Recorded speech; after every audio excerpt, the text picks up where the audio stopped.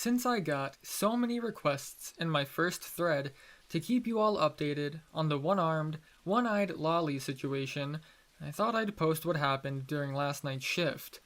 I'm still somewhat hesitant to start a blog, so this'll just have to do for the time being.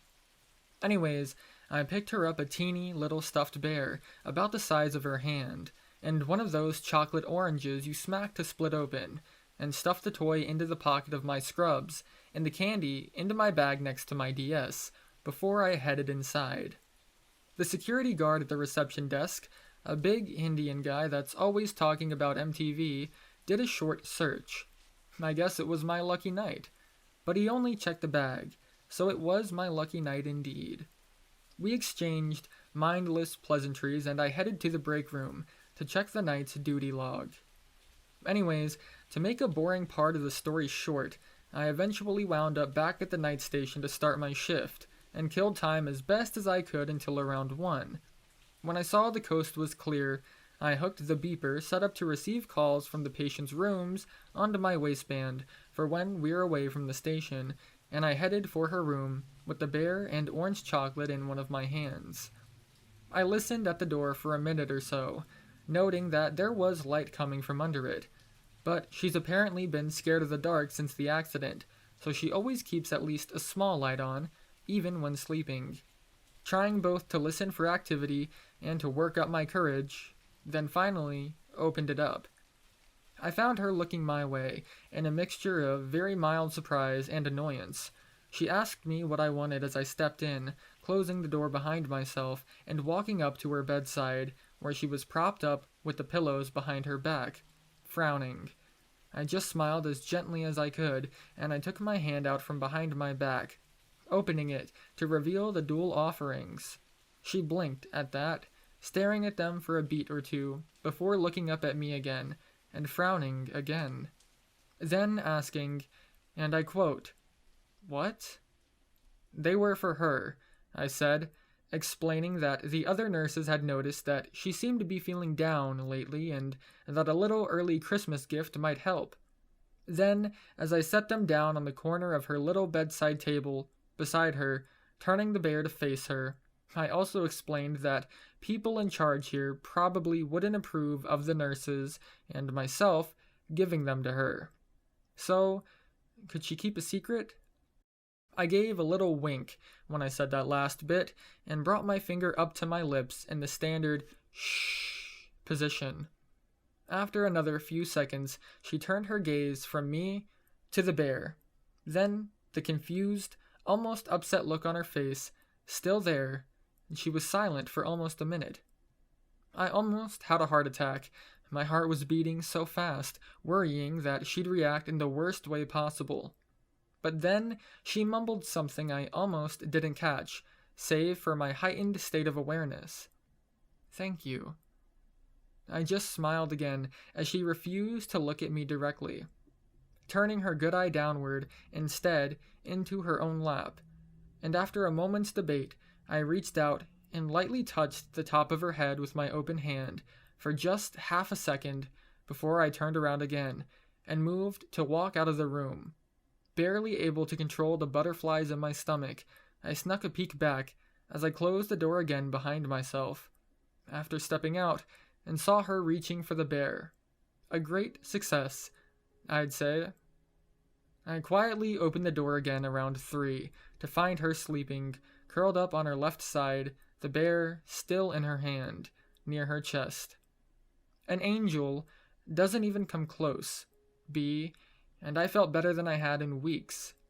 I cleaned up the foil and the couple of pieces left from the chocolate quietly, and stepped back out again. So far, so good. This next section is an Ask Me Anything from the thread. Into her own lap. Legless people have laps? Yeah. She only lost roughly half her legs in transfemoral amputations. Or what? Do you need knees to qualify? Anyways, there isn't much more to tell. I just finished up my shift as best as I could, in a mixture of nervousness and barely suppressed glee. Nothing much else happened. Oh, and I finished hard rock mode on EBA, but that isn't really salient to the main topic of discussion. Is it hard becoming a nurse? I want a little lolly amputee. I completed my registered nursing program after I finished my bachelor's. It wasn't as hard as med school, I guess, but I didn't really feel like another 4 years of school and then a bunch more years of interning after that at the time. I had been considering becoming a paramedic, but didn't, for reasons I don't really want to get into here. Anyways, it's a pretty rewarding career when the doctors aren't being total dickheads and the patients aren't vomiting or pissing or shitting all over you. Maybe that's what drew me to be, actually. Bullshit. Mainly because Terry's chocolate oranges are the hardest fucking candies to get ready to eat. Why would you get something like that to a one-armed, one-eyed girl that could never break it open? But no, please, continue anyways. Shit, I know I forgot to mention something. I hadn't really tried one of the chocolate orange things before, so I asked the checkout clerk how hard it would be to open one. She said you have to whack it pretty hard, but that's all part of the fun, right? And laughed. I laughed too and left the store. Turning it over in my head on my way home to get ready for work, I decided it probably would be a bit frustrating for her, and I didn't want that. So when I got home, I gave it a couple of medium-strength whacks on my table, then felt around the inside of the foil. It felt pretty separated somewhat inside, so I left it at that state. Then, got ready, and the story proceeded as I told it. And her eyes are green, by the way. Holy shit, this has a scent of truth. You're back at your normal time, 14-ish EST. What are your plans for the future? Do you really think you can adopt her? I'm strongly considering it, and looking through some web pages on local laws. I have a lawyer cousin, so I can get some free legal advice if it comes to it. He'll be at the family's for Christmas. I'm considering telling them about her then, and asking their advice on my consideration of trying to help her. You have pleased Anonymous about keeping us all updated. Keep those updates coming. Serious question though. OP, how often do you work, and will you be giving us updates on B frequently? Even small updates would be appreciated. I usually work 5 or 6 days a week. Probably more this month since I don't have a family, spouse and kids, to spend the holidays with. I have tonight off, so I'm a bit nervous about what's happening there while I'm at home, but not much I can do about that. I'll probably just spend Christmas Day with the family. It's about an hour's drive each way, so I'll be seeing her then, and Christmas Eve. Anyways. This is simultaneously heartwarming and autistic. I want to believe you, but I know that good things are usually lies. I know you can't take a picture or anything, but is there anything else you can do to further solidify my belief in you? Does your nursing home have a website? Of course, we can't know who you are, but the more evidence that this is true, the better. Yeah, I'm really going to let slip the name of the place I work at when I have at least 10% of the responses telling me I need to die in prison and want to call the police on me? I'm not really retarded, people. No offense to the poster I'm replying to here directly. I need to AFK for 10 minutes or so. I'm getting buzzed on my intercom. BRB. This post is from an anonymous. Let me throw in my 2 cents, even though they don't matter. You have an opportunity of a lifetime. You can really get in on this girl if you do it right. However, in light of your recent events, you may be walking closer to the creepy factor if you don't watch it. I mean, let's look at it from her perspective. Someone busts into your room at 1 in the fucking morning and hands you candy and a bear and tells you to keep it a secret. Kind of disturbing. However, it seems like you did it well. If she's holding the bear, it means that she probably appreciated the gift. Here's what I would do. Stay back for a little bit. Don't get too suddenly grabby, or else the little alarm bells in her head will go off. I don't care how messed up she is. She's a normal human in the head, and she'll probably read you like a book. Keep low and keep nice. Visit her occasionally, preferably if you actually have something to do. Just make your way closer, where you are in her line of sight, but just not obnoxiously so. And good luck. OP here. Yes, adoption is the most likely course. with the other major choice being do nothing, which I would feel like shit over, but remains a possibility simply due to the overwhelmingness of the undertaking. And for the last time, anything sexual isn't on the menu for the foreseeable future, and I haven't even done anything inappropriate to her. I haven't touched her in any manner outside of the boundaries of my profession and her position as my patient, and I haven't introduced her to any sexually inappropriate material, verbal or otherwise. Oh, and for the record, all of you taxi driver wannabes out there furiously masturbating to the thought of proving to the world just how big a man you are, needing tweezers to do so be damned. Find me one place where I've actually said I planned or even wanted to rape her. Go ahead. And to address the potential creepiness of the situation last night, now that I'm reminded by this post, yeah, I know, but how else should I have done it? Oh yes, go right ahead and start urinating, dear. I've got you. You won't fall in. Oh, and by the way, here's a stuffed animal and some candy. I tried to be as non-threatening and as gentle as possible, and it seemed pretty clear, to me at least, that nobody had spoken to her this way. To a sad, lonely little girl, as a person that actually cared about her, rather than her making progress in treatment. More or less since the accident. That was why she didn't have much to say. I don't intend to proceed straight to visiting her room all night every night from now on. Jesus, I'm not that dumb or crude. I'll just be around, available and a source of kindness if she wants it, and things can proceed from there. She's a smart girl after all. I'm not going to treat her like some TV land retardo kid. And for the record, it's entirely possible for amputees, even multiple ones, to retain muscle tone and fitness. It just takes exercise. The same as for anyone else, though they generally can't do all the usual ones available for the more full-bodied.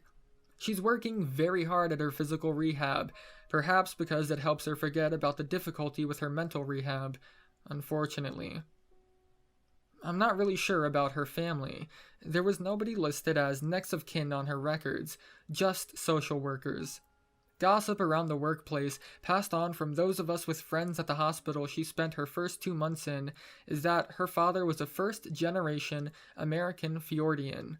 Specific country not mentioned. Might have been Sweden. Only child, and his parents were dead. No information on grandparents. Her mother was a multi-generation Japanese-American whose family hasn't made any attempt to even contact them and may have refused to answer any of the various workers' attempts at getting information and attention from them. I guess she pissed them off pretty badly by marrying Whitey. Nobody even vaguely Japanese-looking has ever visited her since the accident, and from what I've heard, her social worker has been having no luck whatsoever with any sort of family placement. She has a better chance of growing a new arm and legs than getting placed in a group home or foster care. The system sucks. She's not retarded. She's very intelligent. It's just that she's been so badly traumatized that she's developed severe PTSD. I mean, PTSD that makes fucked up Vietnam veterans look healthy. Withdrawing from human contact, depression, anxiety, aggression, fear of the dark, nightmares. She's voiced she thought she had no future, and nobody even wants her anymore. To therapists, she practically goes into a fear coma every time she has to ride in a vehicle somewhere as a trigger from the crash. I really wish there was magic in this world. OP here. Pointing this out because this will be a short response. I care about her because I care about her. I'd do it if she had everything intact, physically and mentally. Of course, if that was the case, we probably wouldn't have ever met, and I wouldn't have given her more than a momentary glance as we passed each other in a mall or something, and just a passing thought of, wow, cute kid. It's complicated. I know I'll get laughed at for this, but I don't go around fantasizing about juniors. She's a special case. I'd put her odds of winding up in foster care, which I'm pretty sure would be spectacular for her, at around 1%. Foster parents don't have to accept any kids. They choose to do so, and thus the really messed up ones rarely ever even leave group homes. And group homes don't have to accept kids they admit they can't care for, such as those with severe physical and medical needs, let alone severe mental health issues. That's where the institutional care comes in, which is where she's at, and where she'll stay unless someone outside the system, per se, steps in to take a risk. Frankly, I don't see anyone else stepping up to the plate, so far. And I know it's a long shot, but I've seen single parents adopt successfully before. I'm actually a pretty upstanding guy, battle scars aside, and I can actually care for her special needs. No, this is not an innuendo, which is a big plus in this case. I have a steady income already. I have friends and family that'll stand beside me, and yeah, nobody in the system wants her. Frankly, B is my biggest danger here, but I'm a B-tard, and a B-tard I shall be. I'll just have to be careful here. OP, I hope you remember to suggest getting her a teddy bear at the meeting like you said you were going to, or just smuggle one in. And I hope nobody there has the heart to take a teddy bear away from her just because it's against regulations. Believe me, I hope so too. The head administrator isn't a complete bitch, and most of the rest of the nursing staff and orderlies are relatively decent people. You know, for being in a high burnout profession and all. I can just keep my fingers crossed and hope that it either causes no furor or a small enough one that I'll get off with a slap on the wrist.